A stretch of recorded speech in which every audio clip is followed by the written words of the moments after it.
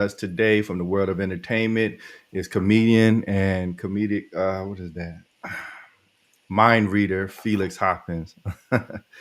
It's really unique, so I messed it up a little bit, but it's an absolute pleasure to have you on the show, Felix. And I'm I'm delighted Kevin. to be here.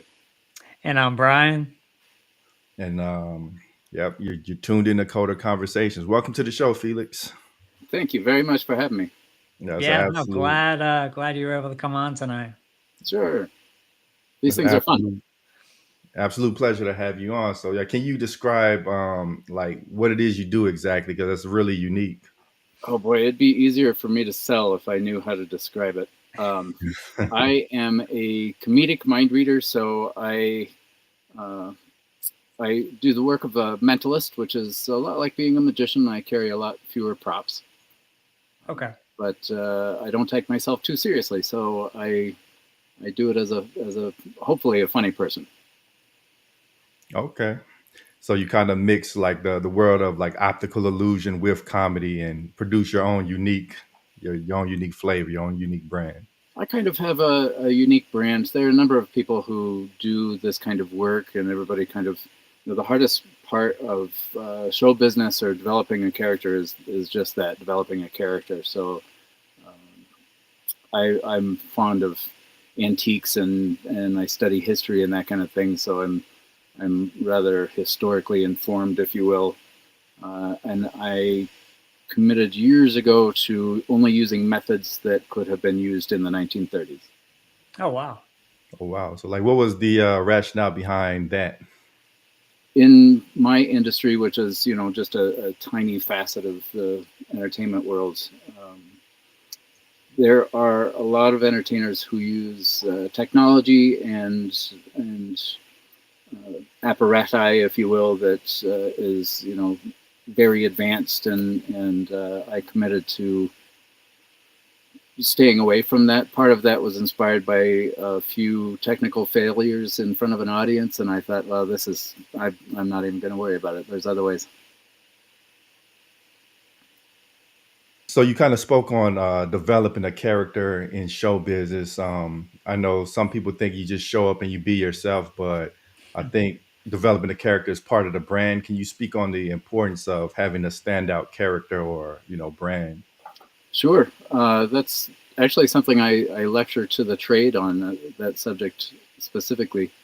I I think it's important to come from an authentic place. Audiences are uh, finely tuned creatures. They can tell when you're not being authentic and genuine, and you can lose an audience immediately if they detect that you're lying to them. Right, So right. authenticity, I think, is really important. And Yeah. um, like I said, I love history, and I kind of look like an old sitcom dad anyway. So I've gone with this kind of retro character, which is essentially just an amplified version of myself. Yeah, I do believe like that pretty much is the best thing you could do. Like be the best version of yourself. Authenticity is a word that we've heard from a lot of different entertainers that have come onto the show. And I think It's people are really looking to connect with somebody real. now more than ever. I think it's Yeah. so important. And one thing I enjoy as an entertainer too is as part of character development, we have to decide even what we're going to wear, what our props are going to look like, and a lot of that has an ability to begin telling the story of who I am before I even open my mouth. So an audience starts to build trust and rapport with me before I've even spoken a word. Yeah, I've heard if you look like $1 million, you have a better opportunity of attracting $1 million. So I just the believe look that. Yeah, itself. yeah, I believe that. So can you tell us like the kind of work that went into curating your public image, like your physical appearance? It's a work in progress always. Definitely a work in progress. But I discovered a couple of things that I think were important specifically for me. One is that I'm aware of some entertainers in the magic industry, there's one very wealthy and very famous entertainer who had to hire a team of people to advance his stage character so that it would match his age. And I wanted to come up with something that I could age into, if that makes sense. Yeah, Yeah. that makes a lot of sense. Yeah. Yeah. So wearing old-fashioned suits. This is probably one of my newer suits, and this is 1962 is when this one was made. So Wow. Nice. by never being in style in a contemporary sense, I'm always in style, if that makes sense. So I don't have to redesign my wardrobe every few years to stay up to date. I am very out of date, but on purpose. Right. Can you give us an example of being a mentalist? I'm sure a lot of people aren't exactly sure what that is. Again, it's so difficult to describe, but yes, absolutely. In fact, I brought up. So I started as a magician many years ago, Oh, and I feel like this is a keen way to introduce myself. This was my first love.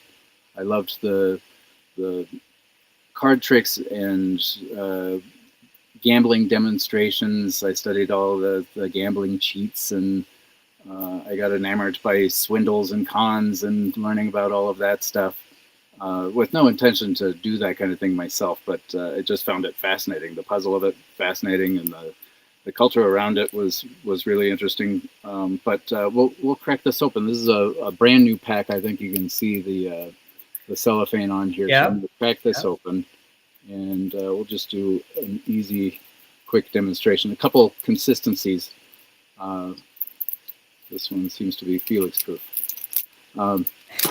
They put the cellophane on there, and then of course there's a little sticker here. This is a measure designed to prevent me from being able to cheat, and I will do my best to keep it in frame. So I have cracked that open. A number of consistencies remain. One is that they package decks of cards in what we call new deck order, so you can see that those are in order. And this company loves to throw in a couple of advertisements. I will get rid of those, and I'll give them a mix, doing my best to stay in frame. So you can see our cards. If I mix them in this fashion, it should render them about every other card, and if I do this part properly, I should be able to display it for you. I'm failing the sobriety test here. Yeah, it works. So that's one. I'll do this a second time for fairness sake here. Actually, as I do this again, I'm reminded I recently did a show at which there was a particularly nerdy audience member in attendance. And that person made the observation that if I do this an even number of times, I might be able to restore the order.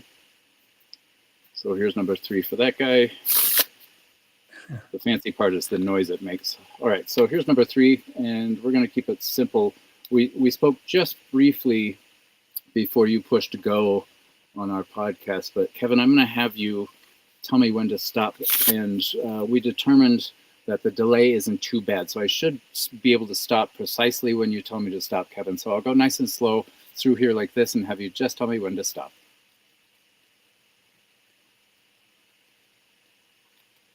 I've run out of cards. Anywhere you like, Kevin.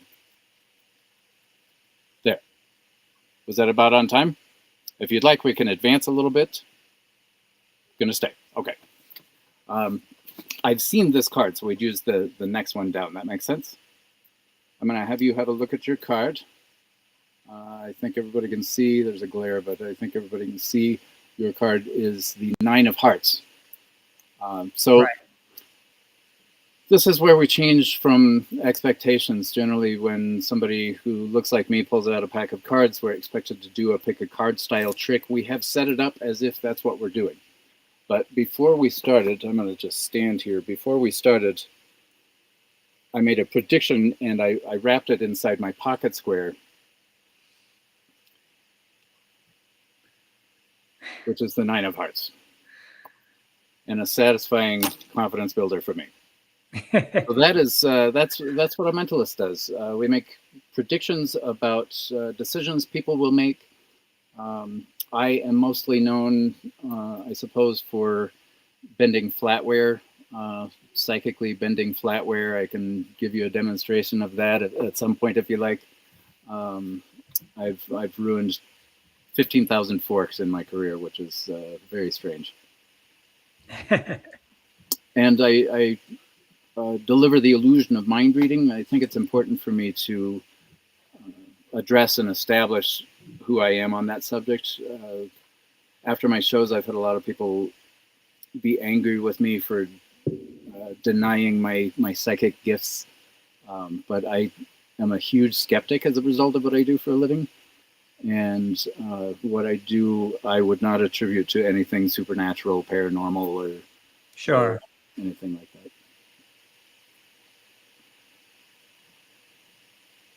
Oh, I think Kev, you're muted.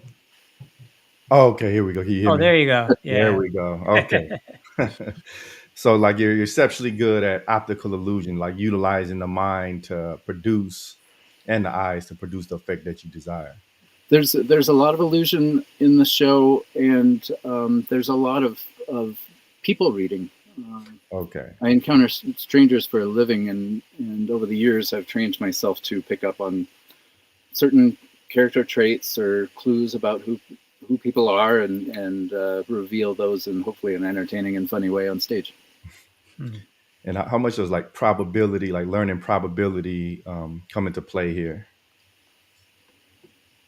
It's that I think that's an interesting question, because as an entertainer, you don't want to take too many risks. Uh, I, I I completely understand where magicians have an aversion to even getting into mentalism because of the risk factor, Yeah. and the fact that we can't practice what we do as mentalists without an audience, because it's completely dependent on the crowd. So it's Right. not something that I can rehearse in the mirror for myself. I have to do it in real time with real people, and it makes the show different every time. So that part's pretty scary. To add to that, Right.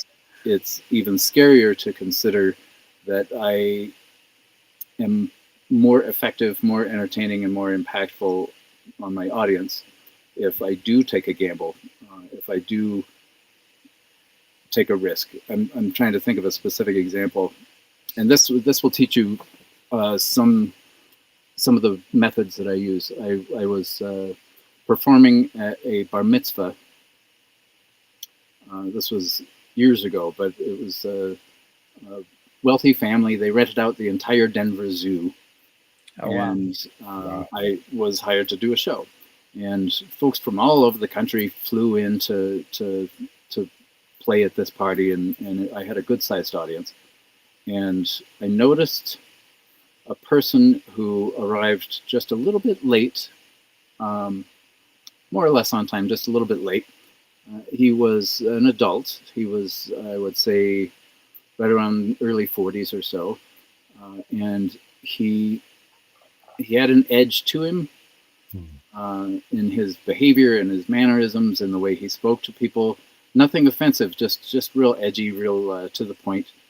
And he had an expression on his face that looked like he was happy to be there, but a little tired, like it had been a long day. Yeah.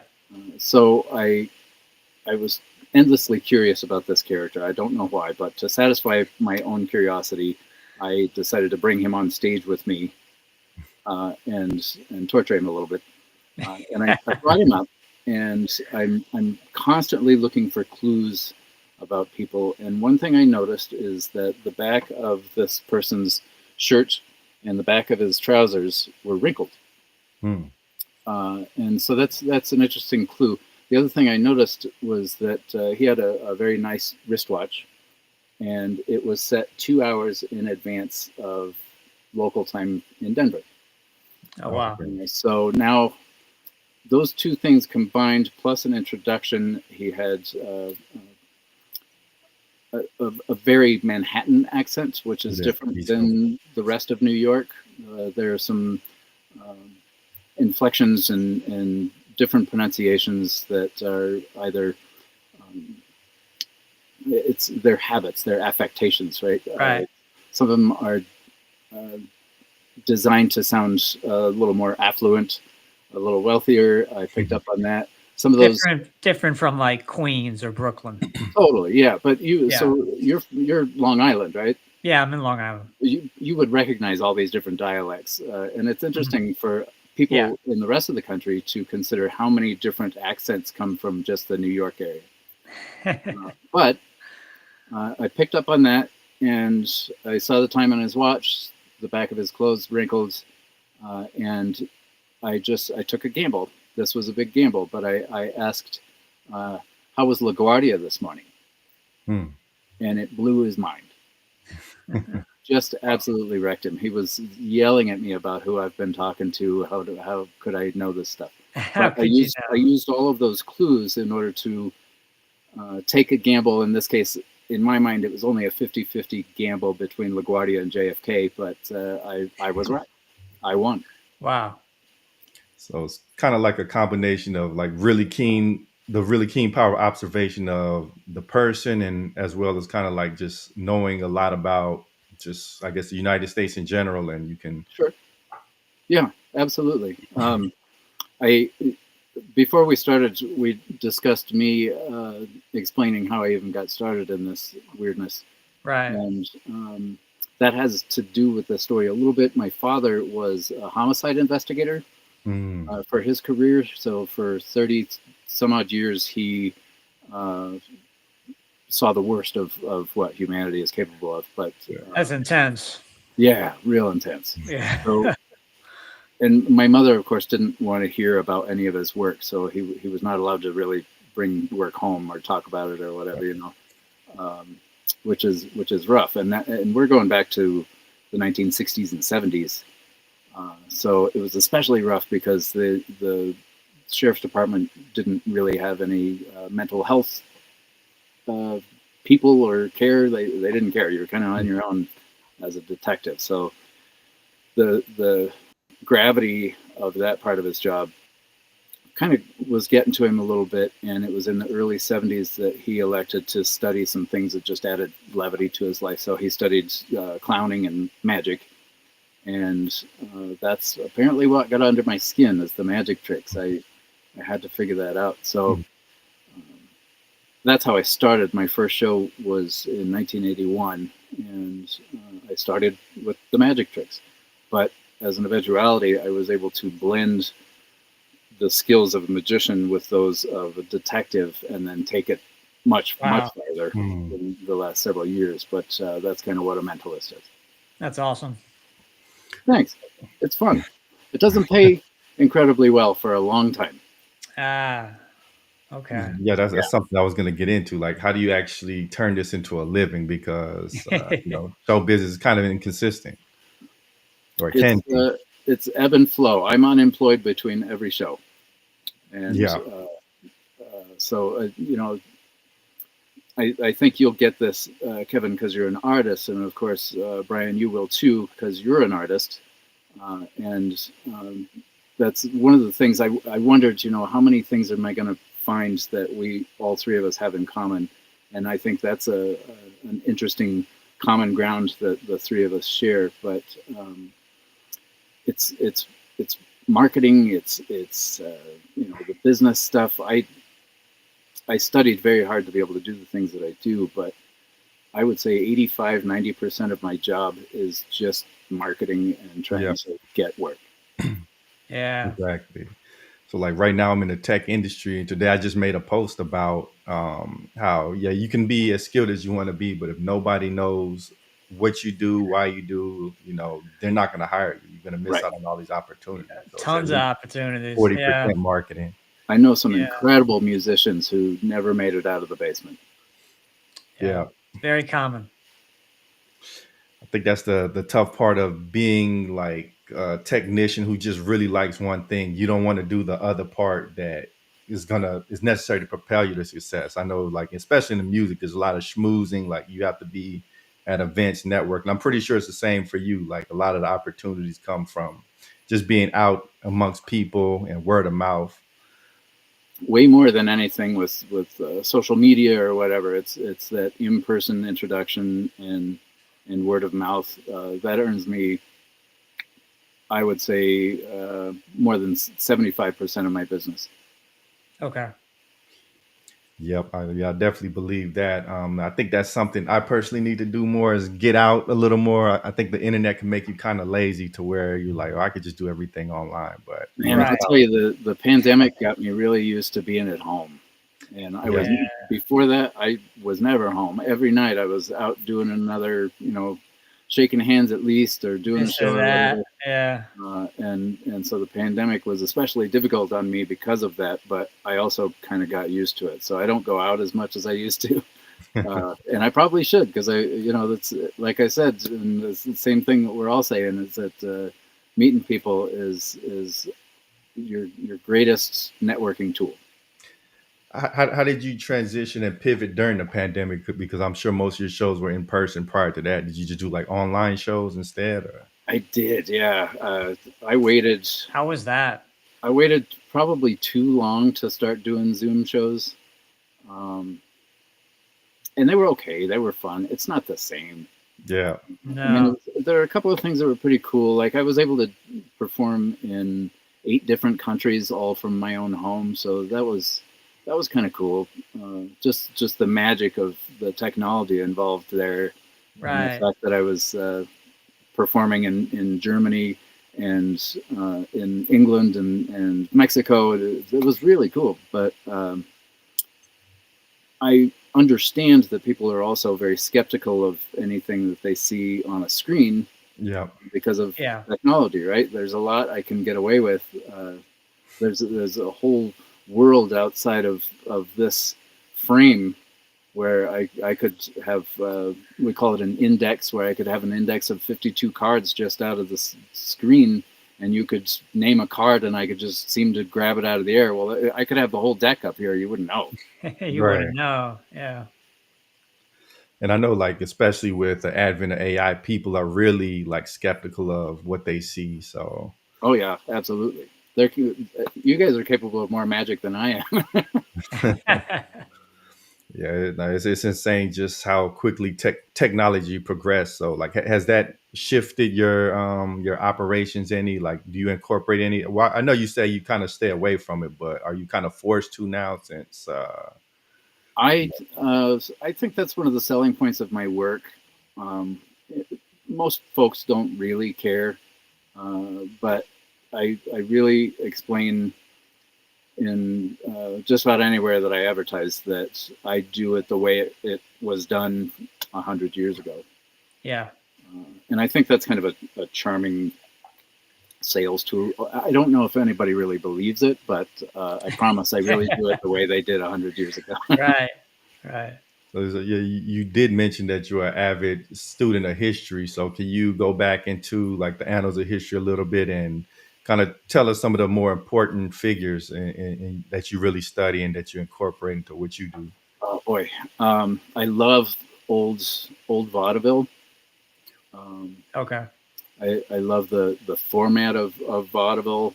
I ended up in my lifetime. I ended up working for 13 years in burlesque shows Mm, Wow. because it was so similar to vaudeville.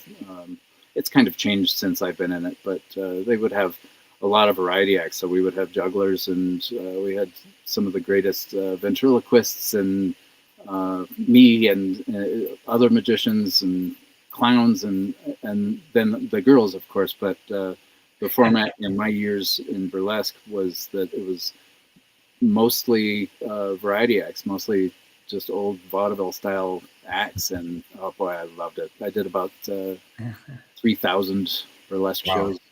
Wow. Yeah, yeah, it was a blast. It was But you really, you enjoyed it. You enjoyed it. it was an incredible education that money couldn't buy. Yeah. I know like now with the internet, you can just pretty much go on YouTube and look up anything. But back in the day, how are you able to learn a lot of the stuff that you did? Because you couldn't simply go to a computer and or maybe they have books, but books are not really that good in teaching certain stuff. Right. You're totally right. Learning from other people who do this craft, I think, is the most effective way. There's a lot of gatekeeping. Okay. There's a lot of secret keepers because we get fiercely competitive, right? And Yeah. so giving away your trade secrets to somebody else is uncommon. It's It's very uncommon. Um, yeah. I do teach what I do, and the way I see it, the tide rises or raises all boats, right? So uh, I think that the more mentalism is out in the public and being done well, the more work I get. So I have kind of a different mindset than I think a lot of mentalists do, where they keep all that information to themselves. Yeah, I definitely see the same thing in software, like me teaching others how to do it. It also empowers me, like Sure, right now, like I'm, the team lead. The more I teach them, the easier it makes my job because I no longer have to look over their work or whatever. It comes back to you pretty sure. much. It's Yeah. rewarding, even just internally, to be able to help people like that. Yeah, And exactly. definitely, if you're teaching the student, oftentimes what I've found with teaching music is that the teacher in some ways becomes the student, and the teacher learns from the student because the student does something maybe wrong or maybe avant-garde, something that's not necessarily what you would expect. And then maybe it's beautiful, maybe it's just something that's really great, sounds really great. And they've been playing for a year, they have no idea that they stumbled upon this, but as a teacher, you could kind of zone into that and say, hey, like, you're doing this one thing right here. It's really cool. Absolutely. Do you find? I'm curious. As a teacher with a physical medium that you're teaching, do you find that the younger people are easier to teach than maybe adult students? Oh, yeah. Yeah, me too. I big, was curious. big time. I think, it's kind of like learning a language. Sure, If you're a kid growing up in, like a Spanish household, you're probably going to be able to speak Spanish. But if you wait until you're like 25 to take Spanish courses, it's going to be a hell of a lot harder than if you're just in the kitchen growing up with your mom and your grandma.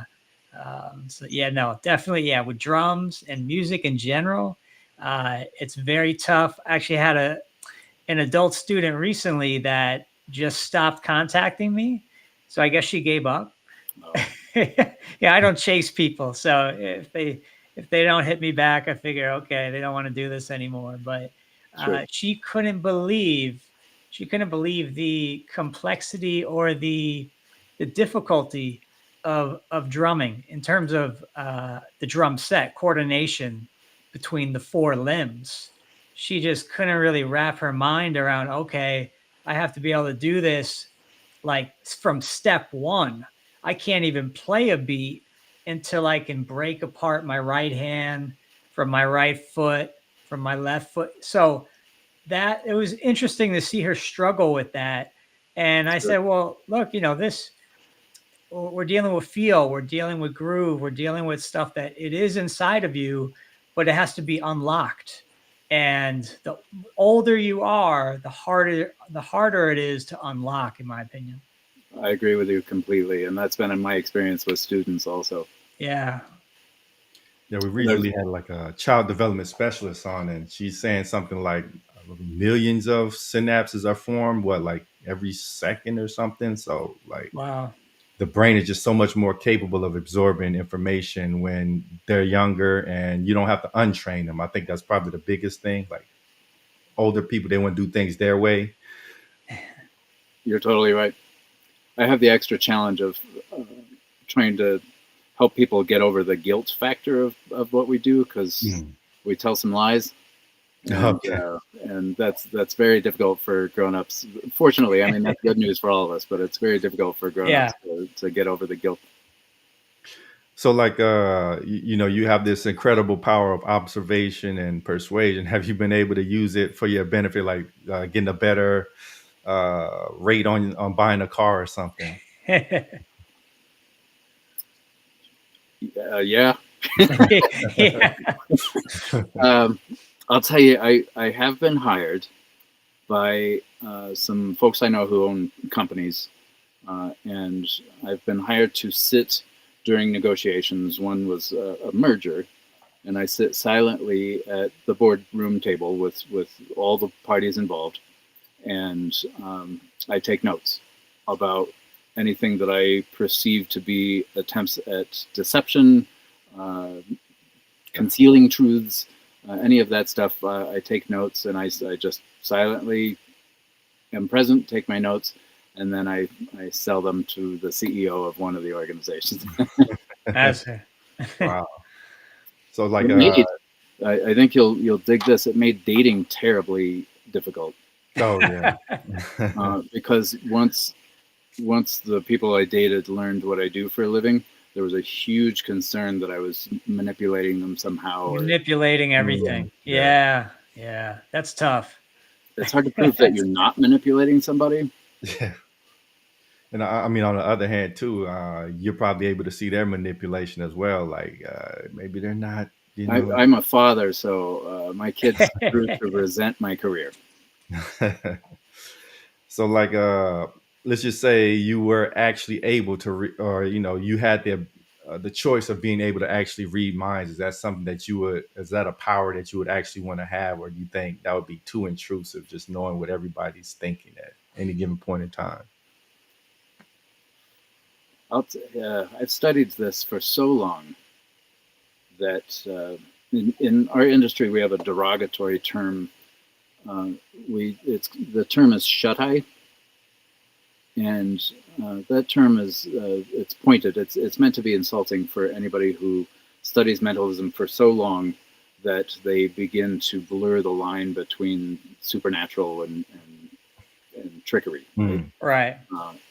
And I can relate to what happens in the mind when that happens, because when you do this kind of thing for so long, it's kind of a natural habit to just see things about people that aren't commonly paid attention to. And it's a matter of practice. It's like learning an instrument, it becomes an extension of yourself and your way of speaking. And so I kind of know what people are thinking. I don't know how else to do it. I kind of do know what they're thinking. And I think that it would break your heart to understand what is on the minds of most of the people you encounter, because it's usually some self-criticism, that like just cruel things that we say to ourselves. Yeah. Things we would never say to another person. Over and over. Yeah. And I don't think you'd want that kind of noise, or the weight of that noise in your own head. Yeah, people, especially artists, are incredibly brutal on themselves, especially if they have that perfectionist streak. Like that's pretty much what stopped me from drawing. I'll just tear my drawings apart mentally. I relate to that. People will say things to themselves they would never say to another person. Exactly. And comparison, you're always comparing yourself to this guy that's way up here, and versus just enjoying your level, like, and gradually improving over time. And there's that saying, something is comparison is the thief of joy. Yes. And that really, when I heard, first time I heard it, I was like, wow, that's spot on. It is. It absolutely is. But it's something that that goes away with age. As we get older, we just kind of naturally become less concerned about comparing ourselves or what people think of us. Yeah. Like, why do you think it is? I know for me, okay, when you're young, maybe you want to be the big guy, the big shot. You want to impress the girls, so I have to be the best. And in America, we always push, be the best, be the best, be the best. Like if you're number 2, number 3, that doesn't mean anything. You need to be number 1. But like Nike, just do it. Right. I'm totally guilty. I'm guilty. I have done that to myself. Especially when I was a kid. And I love the ladies, and so that was an important goal, But if you break it down, and you understand the fundamentals of the heteronorm attraction between two people,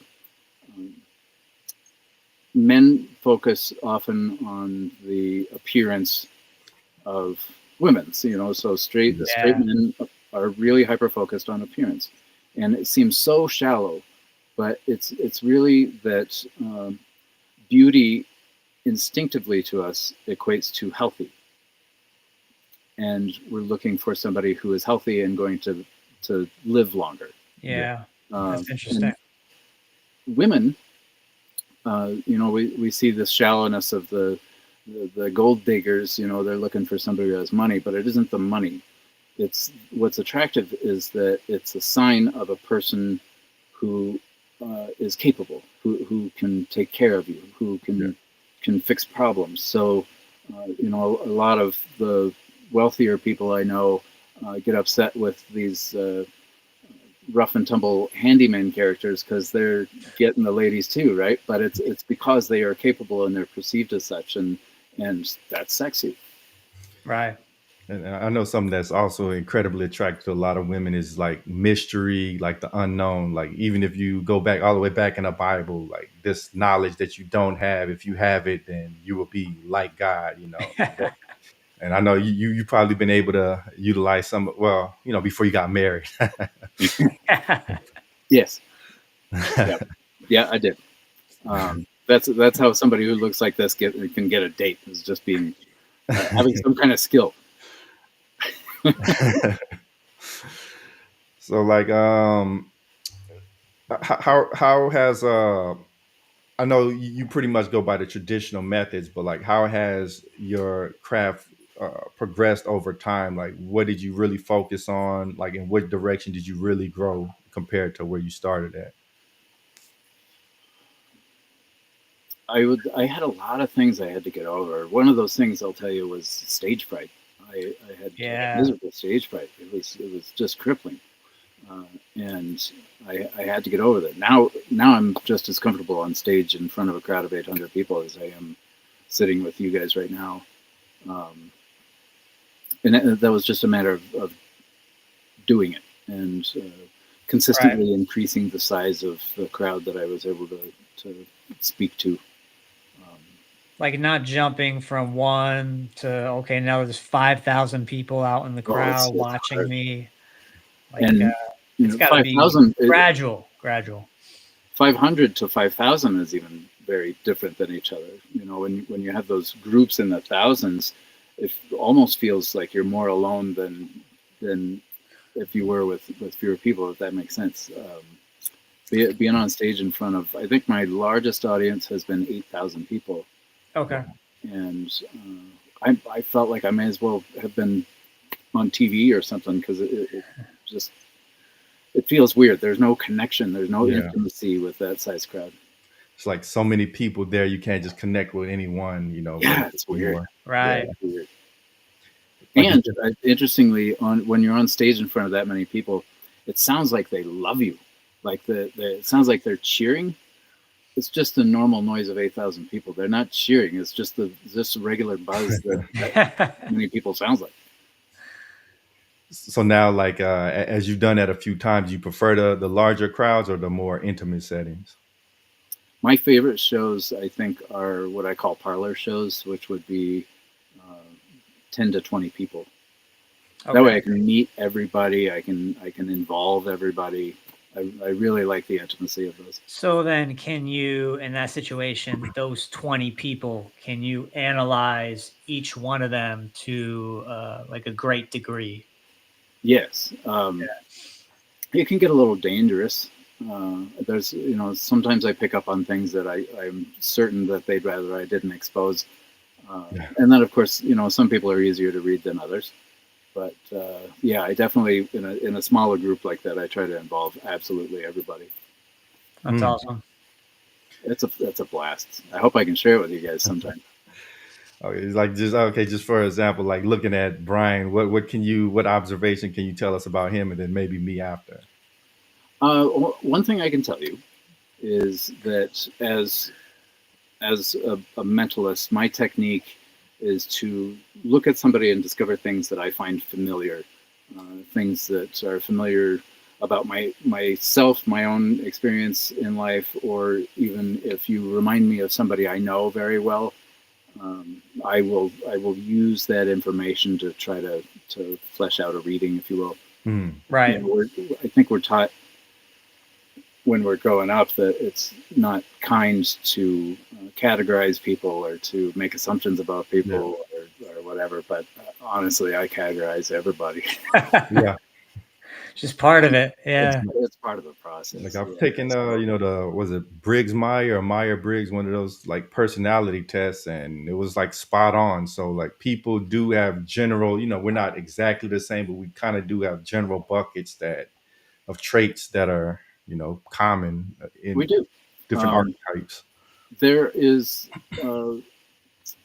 something we call Barnum statements, and Barnum statements sound like they're spot on readings. Like I can say to Brian, you're really hard on yourself. You have this internal dialogue. It's this constant criticism. And OCD. Yeah. Yeah. I have OCD. I would say that's maybe mild ADHD. These are Barnum statements. You can see that to just about Autism. anybody. I'm on the spectrum as well. Okay, I think you and I have that in common. Okay. So Barnum statement is something you can say to anybody, and they'll figure out a way how it applies to them and seem like it's wildly accurate. So a good source of that is old astrology.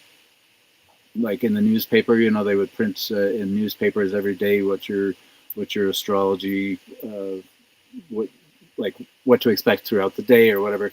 Most of those were Barnum statements that just could apply to anybody. So people would have the habit of reading through the newspapers, getting down to, I'm a Gemini, so I would go to Gemini, just read that one and say, oh, that kind of, okay, I get it. Right. But they're generic statements that could apply to I like fortune cookies, there's a credible power of language. I used to study with NLP, neuro linguistic programming. And Oh yeah. you can use words in a certain way to make people perceive certain things. It really gets deep. But we had a question from the audience. Did you do anything to handle the stage fright initially? Yeah, most of it was kind of just forcing myself to do it. Yeah. I will tell you, I still get nervous before shows, but I think that's a good sign because it means it still matters to me. It still matters. Yeah. Right. But as an entertainer, I did a lot of restaurant magic where I would go table to table. So my audiences were only like 4 people, 6 people. It was smaller crowds, and that's kind of the vehicle I used to be able to talk to strangers and then finally get on stage in front of larger and larger crowds. So it was a slow process. I make it sound like I did this in a couple of months. It was years. Yeah. Oh wow. So I know, like with you, kind of being able to use like illusion and perception to get people to kind of react in a certain way. Does that ever make you cynical? Because I know like a lot of people tend to have a desire to seek anything outside of the mundane. So there's almost like they're giving you superpowers that aren't necessarily true. You know what I mean? And there is the matter of not being able to see the forest through the trees. Yeah. I mean, I do my best to understand other people and their experiences and figure out how I can relate to them. I forget how weird my life is, and I forget how weird I've trained my brain to function, and how foreign that can be to other people. I'm just as guilty as anyone else of projecting my own way of thinking onto other people, like expecting them to think the same way. They definitely don't. But that's probably symptomatic of being on the spectrum to some degree.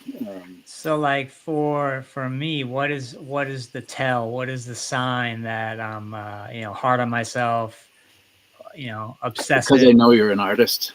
Oh, okay. I know you're an artist. I know you've been on tour. Yeah. You've played other countries. I can see that.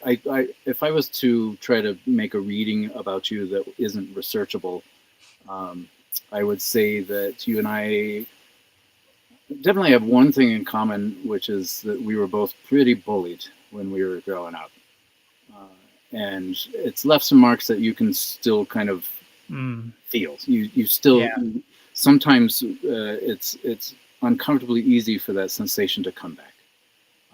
And I would say that you developed some skills as a result of those experiences that you also find useful, and still they've stuck with you. So not necessarily self-defense skills, but verbal self-defense skills, I think, have stuck with you, Brian. Yeah, and I think, just finding music at a fairly young age, 14, I really just threw myself into the drums. And, within 2 years, people were like, how are you this good? You're incredible. And I was 16 and I've been playing for 2 years. And so you got to ask yourself, how does something like that happen? If you believe in multiple lives, would you say, okay, in my last life I was a drummer, so now I'm young and I'm finding this instrument and I'm finding it very easy and simple. Like, I have one student, he's 10, and his time is incredible. His time is better than people that have played without in LA. Like, it's just remarkable. So you really never know. It's kind of a teaching is all over the map, and that's kind of something I like about it. I agree with you there. It's so. I guess that's the argument of nature versus nurture. I get asked a lot whether or not I was born with any of these skills. I don't think so, but I happen to find something that jibed with my personality, and apparently I don't have the guilt problem that I talked about. Uh, it's fascinating. I don't know how to attribute what I do or any part of what I do to being a natural talent or some kind of innate ability that I had. But with drumming and keeping time, I can totally see that's something that maybe you were born with, this natural aptitude for that, which is really cool. And what a lucky break that you discovered that. Yeah, it's kind of like, at 14, my neighbor, he was playing guitar. My next across the street from me, my neighbor, Okay. he started playing. He was 14 or 15 at the time too. He started playing guitar. He started getting guitar lessons, and he said to me, a couple times, he said to me, "Hey, let's do a band. Get some drums, and we'll just start playing." And I'm like, okay. So I asked my parents for a drum set. They said, "No way, we can't afford that." And it just it so happened that my sister was dating a drummer. So him finding out, oh, he wants to get started, he gave me a loaner kit to play on, and that's what I learned on. So sometimes people are really generous and you just have to take it. Like, I'm so grateful. Yeah, absolutely. What if you hadn't discovered that about yourself? I mean, like, I wonder what hobbies. I probably would have been way more into computer programming because I was into programming very much so at a young age. But then as I got older, I found it more difficult or more tedious or a bit more boring. So I kind of took a step back from programming and have kind of, dove headfirst into the music and all of that. I'm curious because you're both in similar fields and you're both artists. Is it common in your field for folks to have some kind of artistic balance to their life?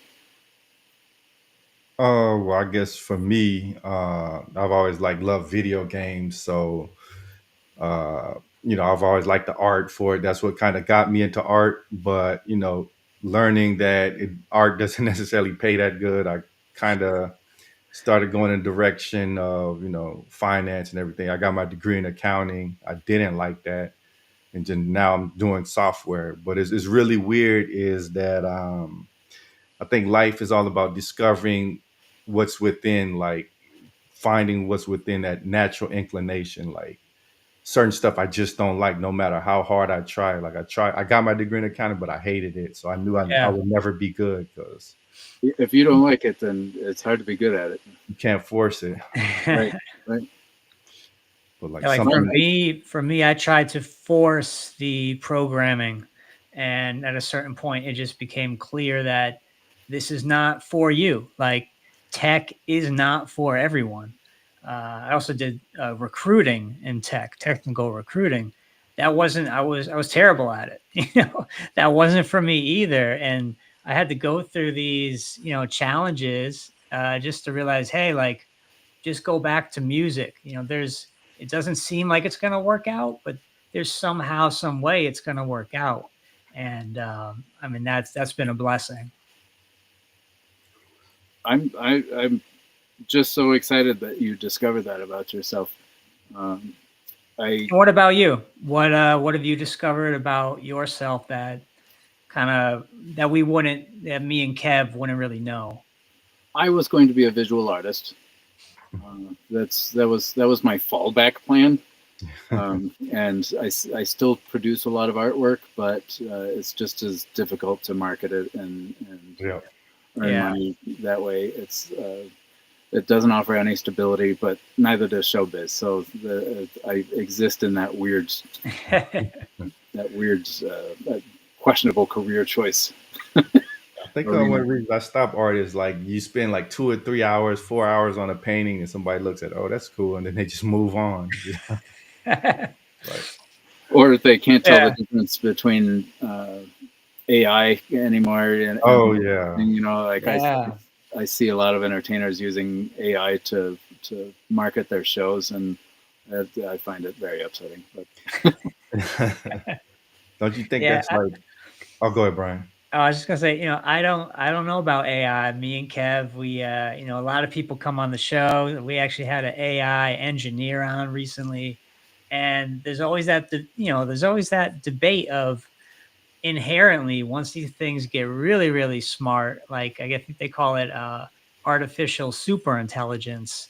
Once they're 100 times smarter than the human brain, will they just wipe us out? Will they look at would they look at a human being like an ant? right. That's kind of my question, and we've talked to other people about that, and everyone's kind of on the fence of, well, maybe it'll destroy us, but maybe it'll cure every disease that we have and allow us to live to 200 and crazy stuff like that. Yeah, I think it's time to teach all these AI models that we're cute and adorable and worth keeping around.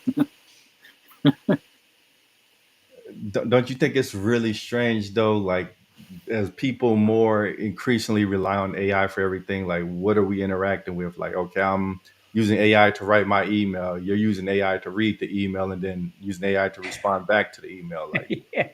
is humans interacting? Like, what's happening there? You're totally right. They've eliminated the human factor in like applying for jobs. Like if Right. you apply even through LinkedIn, your application is being vetted by AI before a human Yeah, ever sees it. So if Yeah. you haven't written it in such a way that it appeals to AI, yeah. then it's And it's you not going screwed. anywhere. Yeah, Yeah, you screwed them. right, right. Oh, it's.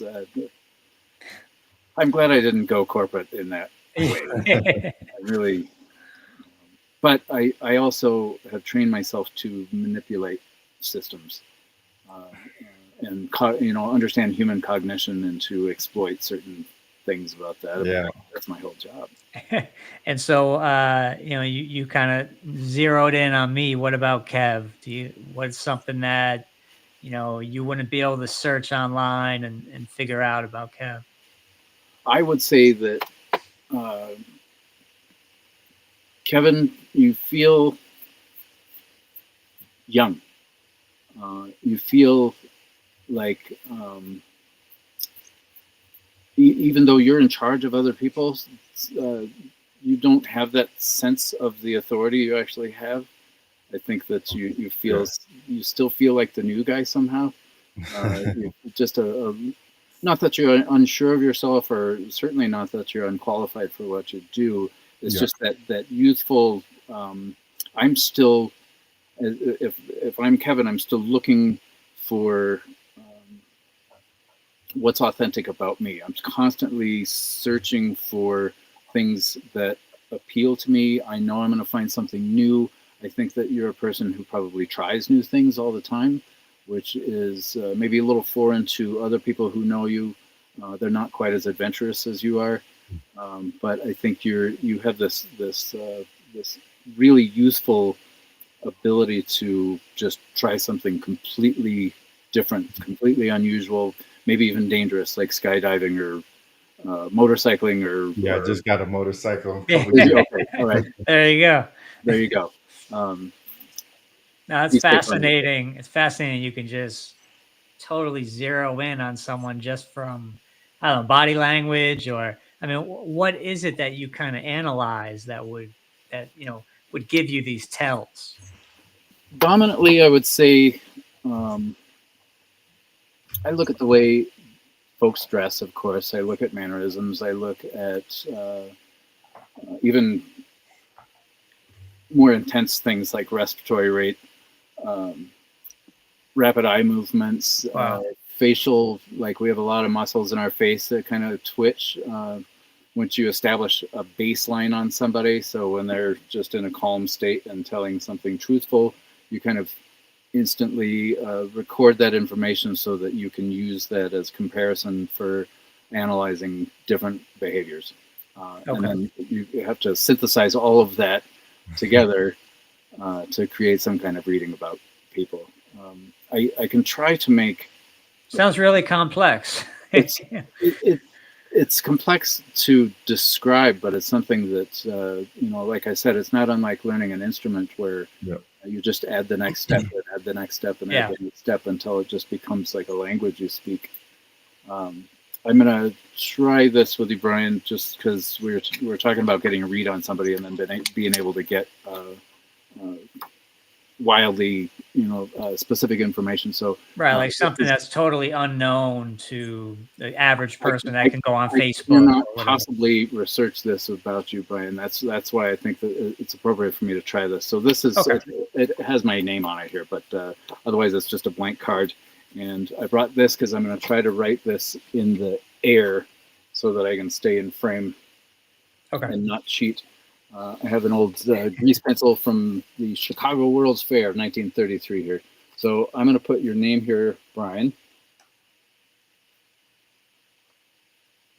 Um, and I'm going to try to make a prediction. We're going to keep this simple, nothing personal. But I don't want you to see this because I don't want to influence what you say. Okay, one of the things that I always tell people is to go with your gut, and I am just as guilty as anybody of having that internal argument and second guessing myself or whatever. But I'm going to go with my gut here. Okay, I'm committed. I'm going pencils down. It's probably been a long time since you've heard that. It's at this point, Brian, I'm going to keep this in frame. I want you to imagine the entire spectrum of numbers from 0 to 100. They're floating in front of you. You can assign colors to them if you like. They can move around if you like. But we have that entire spectrum of numbers floating in front of you. And I want you to feel yourself drawn to one of those numbers. And you, at this point, have one in mind. You thought twice about it, which makes me a little nervous. I did. I had it, and then I changed it. You did change it. Yeah. All right, so go with the original. No, you can. No, I want to be fair about this. So you did change it. I changed it. Yeah. I'm committed here. What is the number that you just thought of? 17. Is there a significance to that number, like a I don't know, a favorite number or lucky number? No, more so my lucky number would be 9. So 17 is pretty random. It's very random. It just popped into my head. Mostly I want to establish that there's no way I could have researched anything about you. I was going to be happy if I got within 2. Okay. So that gives me a spectrum of what, 15 to 19? Wow. It's incredible. We made it. That's quite a trick. I don't know. it's like mind blowing that you're able to do that. Because I changed the number. I had 1, and then I changed it to 17. I will tell you, you know, there's a couple of tiny cheats in there. You that probably we- don't give up your secrets, I'm assuming. Not really. I mean, I eliminated 2 of the numbers that I made available to you, which were 0 and 100. By saying them out loud, there was much less of a chance of you selecting either one of those. But we still had 99 possibilities in there. Kevin brought up neuro-linguistic programming, or NLP, and some folks believe that I could, through the language that I choose to use, through the words that I choose to use, that I could have influenced you towards selecting 17 out of 99 possibilities. Right. I didn't in this case, but the possibility exists that that's a tool available to us. NLP, a lot of the techniques that they taught in neurolinguistic programming are they're functional. They're real. There was a lot of It's like a lot of disinformation. hypnosis, right? Isn't there a lot of hypnosis in NLP? Conversational hypnosis, yeah, you can. Conversational hypnosis, yeah. Sure, in a fully lucid, awake state, you can increase somebody's suggestibility, I suppose. Right. And that's why the big craze was centered around, you know, advancing your career, getting dates, and using it for nefarious gain.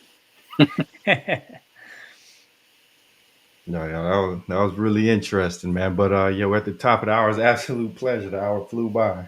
It did. We should do this Yeah. again sometime. Oh, absolutely. It's a lot of fun, man. Yeah. Where can our audience find you at?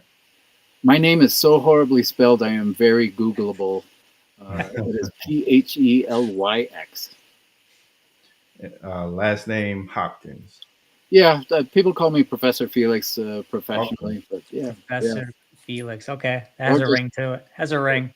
A little bit, yeah. Did you want to leave our audience with any closing thoughts before we shut it down? We talked about my Zoom show, and I'm suddenly reminded of that. I ended every show by saying, "Alexa, good night," and then all the little windows would go dark. And we'd like to thank everybody for tuning in. We'll catch y'all next time.